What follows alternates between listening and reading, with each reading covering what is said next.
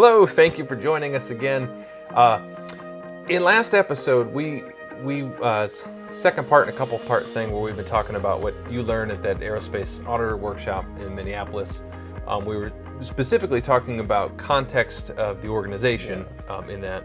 And that's and if you missed that last couple episodes, you want to go back and watch that. Yeah, of all the things that have changed in the standard, that's probably the most significant.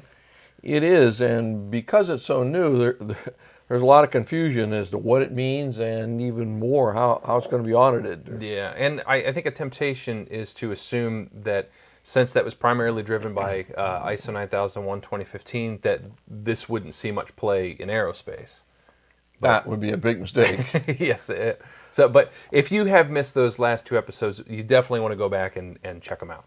Yeah, and one of the things you can ask yourselves, if you're confused at all about organizational risk versus operational risk and how it's going to be reviewed by the auditor that's going to be looking at it, you need to watch those. Yeah, and again, you might still be confused after you watch them, but at least one of the things that really complicates it is we're really not sure how this is going to be audited. Right. Well, the problem is there's so much variation within auditor ranks, which I'm sure you're well aware of. And so it's going to be interesting to see how these auditors interpret that. Yes. And speaking of audits, we thought it might be useful to take a look at what's expected of internal audits in this Rev D standard. Yeah, internal audits have always been one of the key processes for ensuring that your management system conforms to the requirements. So it's obviously something that auditors are going to be looking at closely.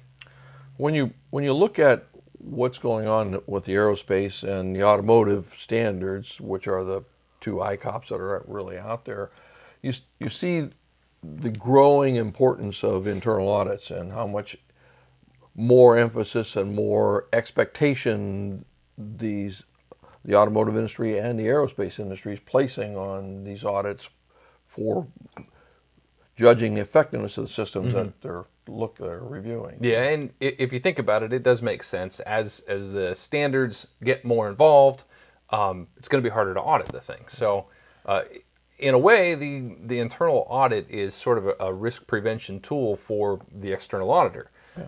The industry recognizes the external auditor has limited time to spend auditing all these various organizational processes, and so they're placing more and more emphasis on effective internal audits. Yeah, you're right, Mike. When I'm doing an audit for a third party, for a registrar, I'm very careful in looking at the internal audit results. There's more and more expected of the auditor for doing these certification audits, and there's a lot of risk that they have liability themselves because they're being judged and they're being audited. So one of the things that gives them confidence that they're looking at a good system is these internal audit results. Yeah. So if you have a good, solid internal audit that's covering all the requirements in there, and it's a process-based audit, and it's backed up by a good corrective action system, it gives the auditor much more comfort. Yeah. Well, what about the flip side? If you're seeing a weak or poorly performed audits? Well, in that case, I can tell you that besides the fact they're going to write it up, it's going to give the auditor antenna is going to go up. Yeah. When we see that, we almost always see a weak system. Yeah, it's interesting how organizations with weak internal audit programs invariably have weak systems, kind of overall. Yeah, and it's no accident that there's a direct correlation to a weak internal audit system and having a weak management system. So let's discuss key points on what it would take to have a solid internal audit program. So. One of the first things right up front keep in mind is it's worth stressing not all internal audit programs are going to be the same. It really depends on the maturity of the actual management system itself. Yeah, absolutely. If you're developing a brand new system, we've always said you want to develop this around your business needs and meet the standard. But you're never going to get it 100% when you roll it out. So what you're looking for is in a new system that you're developing the system to meet the requirements of the business and the requirements of the standard. Yeah. And you want to capture that documentation in some way and then adjust to work, make sure it works effectively. Yeah, the adjustment's important. We always say you're never going to get it right, 100% right, right out of the box. Right. So we've been doing this for 20 some years and we've never gotten one system we ever built correctly. Well, maybe I have. Right. Okay, I have it. So at best you're hoping for an 80% solution, and as you work, you need to adjust the system to make it work. Yeah, you roll it out, you adjust. So, and initially, you're not auditing for effectiveness as much as you would be auditing to see that it conforms to your planned arrangements. Now you're starting to sound like AS 9100. Ugh, it'll wash my mouth out. But that is what the standard's looking for. The bottom line is your internal audits must evolve as your management system matures. Yes. By the way, we should talk a little bit about the fact that we have an internal audit course out there that covers a lot of this stuff, and what we're talking about in these couple sessions is really kind of came out of that course somewhat. Yeah, some of the key points that we're going to be discussing here in a moment, they're directly out of the course. The course obviously goes into greater detail overall on coaching you through how to do your internal audits, but what we're going to talk about here are some of the key points on the way that auditing is going to evolve over time. So we were talking about it, so that as your management system matures, your internal audit methodology must evolve. Yes. And as the system matures. Yes, and that's always been a big problem that you can't afford to have with Rev D, is that if your internal auditing processes do not evolve, then you're really going to get twisted around the axle with what we're seeing in Rev D. So with that said, let's take a look. We'll put some stuff up on the screen here that's going to show how these internal audits should be evolving over time as the management system matures. Okay, so every quality management system really, it's a combination of three things. It's going to be the way that it's designed or organized, which is hopefully captured in some sort of documentation. The second thing is you'll see the implementation of that system, and then third, it's how the developed and implemented system actually works. Right. So let's take a look at how we might begin to audit a brand new or immature by default system that you. Notice that our primary emphasis now, if you look at the graph, you'll notice the three things we're tracking here is emphasis on documentation or how the system is defined. You're looking at the implementation, how far along that implementation is, and on how effective it is.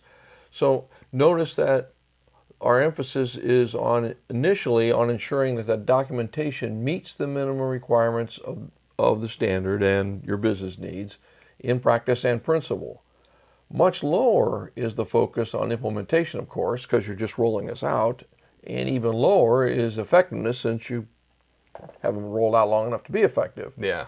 There is value, of course, in starting the audits at this point. Oh, for sure. Among other things, you want to make sure that what you've documented is going to meet your needs and the requirements. It's as close to right as possible. Exactly. Yeah. But as the management system changes and is rolled out, it starts to begin to mature, and the audit process then focus changes. So you'll notice on this graph is reflected where this change is starting to take place. Yeah, so now we already know the documentation meets the standard. We've been through that. So the focus now is on implementation and effectiveness, but primarily implementation.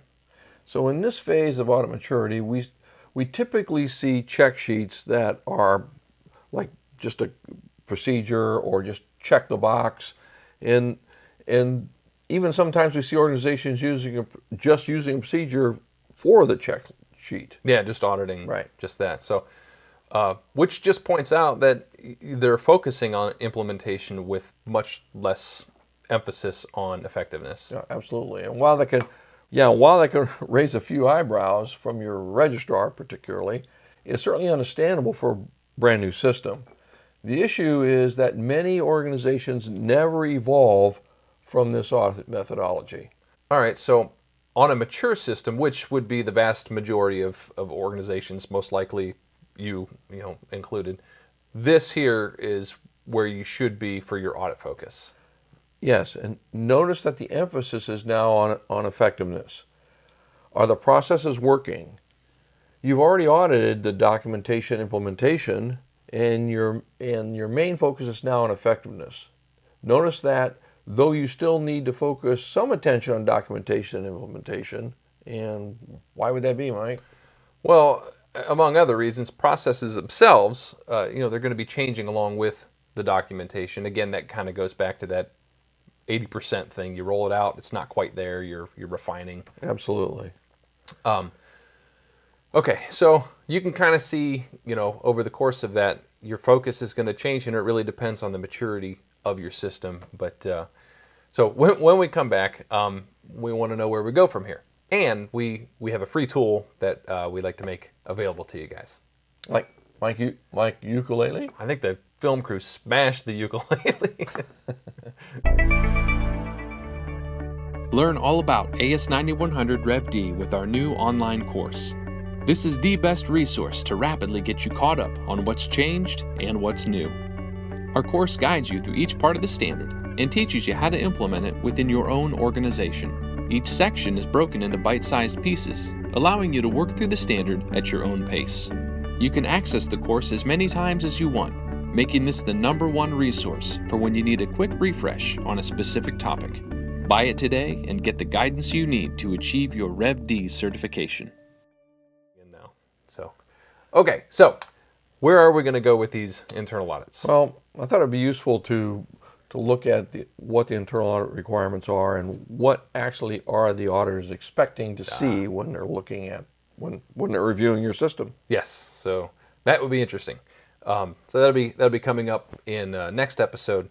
For now, though, like we mentioned, we do have a free tool available for download. It's basically a download that shows Eagle Force's approach to internal auditing, and some of the graphics that we've shown in there today are included there, and like we mentioned before, they also come out of our internal auditing course, which goes into great depth that walks you through the full internal audit process, how to take the standard and audit against it in your own organization, how to create your spreadsheets and all that good stuff. It's pretty cool. But so that'll be it for today. Oh, to get that download, I'm not sure what we're going to have in place just yet. There might be a link in the description below this video, but certainly at the very least you can email us, hit us up on our website, and let us know that you're interested in it if there isn't a link down below. But so we'll see what they come up with. But that's it for now.